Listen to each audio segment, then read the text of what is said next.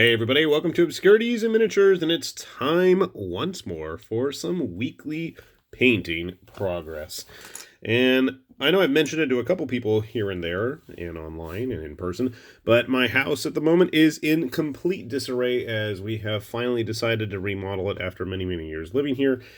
And I am crowded in on all sides by boxes and things, and there is just no room to paint. However, we did manage to get a couple things done this week. I know I showed this off on social media probably somewhere, but I haven't even actually posted a video of them yet.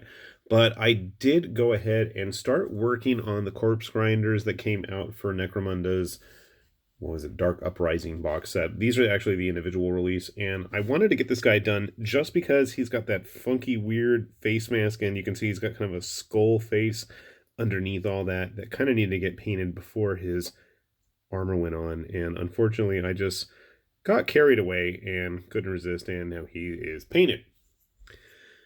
Yeah, so we'll put him there, and he's not the only one that got painted.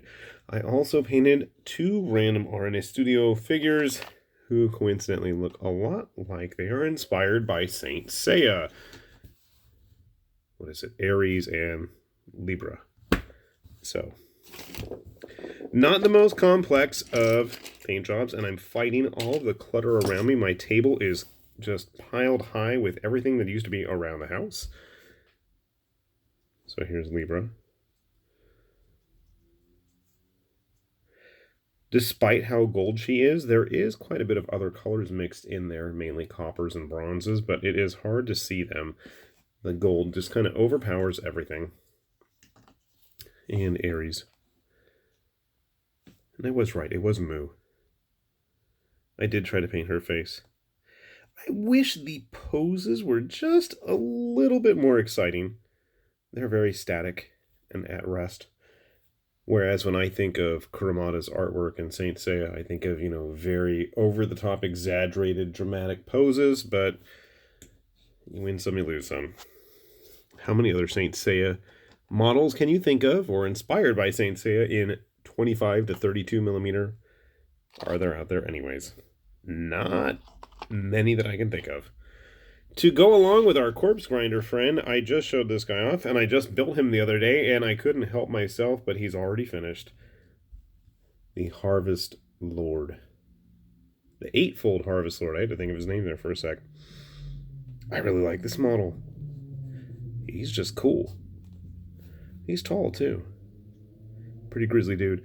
I'm debating whether I want to actually pick up the Book of Ruin for Necromunda, because I'm afraid that outside of the rules for this guy and his sadly printed piece of paper rules, there's not a whole lot in the book, I'm afraid, that I'm going to really find useful. And I feel like the corpse grinders probably don't have a whole lot in terms of gameplay available to them outside of special rules, because it's not like they have a whole lot of weapons. They have chainsaw axes and cleavers, and that's about it. But the Eightfold Harvest Lord is a nice and imposing model.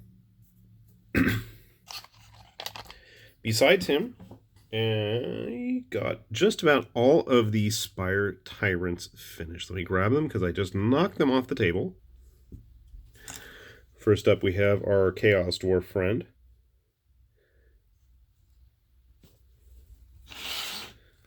Might help if they're out of the way. He has a lot of beard and these strange tusks going on there. And I would have liked to have put some static grass on his base, but unfortunately they're packed away with everything else at the moment, and I don't know where they are, so that'll have to wait. Besides him, or her, I'm not really sure, we have some of the various pit fighters that came with the Spire Tyrants. I like the wild look in his face. This net there. And then we have the other basic pit fighter. Couldn't resist that punch dagger. Still not sure which are males and which are females. Not like it really matters, but up next we have, what were they called? the veterans,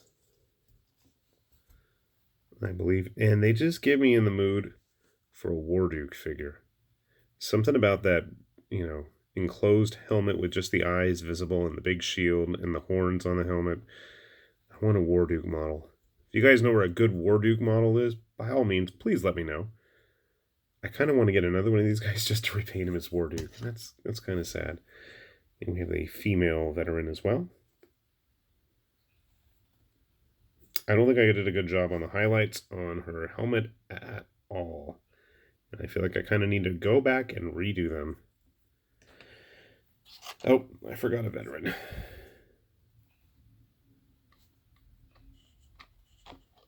They're nice little Marauder models, though.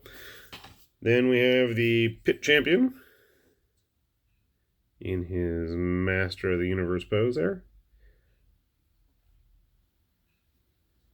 And I did not do the greatest job of highlighting them. Oh, was this guy the headsman or something? Axe Master? Death Axe? Death Adder?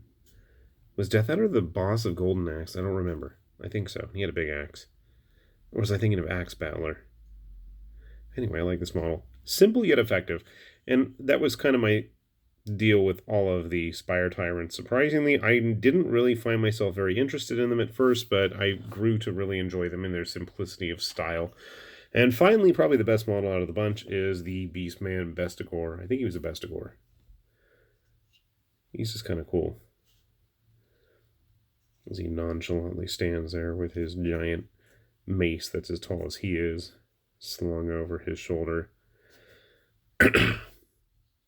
Now I just need to sit around and finish up my Warcry terrain, and we're going to actually get to play it. So not a bad little haul, and hopefully this week, despite the turmoil going on inside the house, we might still be able to get some things painted. And believe it or not, I am still plugging away at that King of War. I feel like I'm going to say that every week.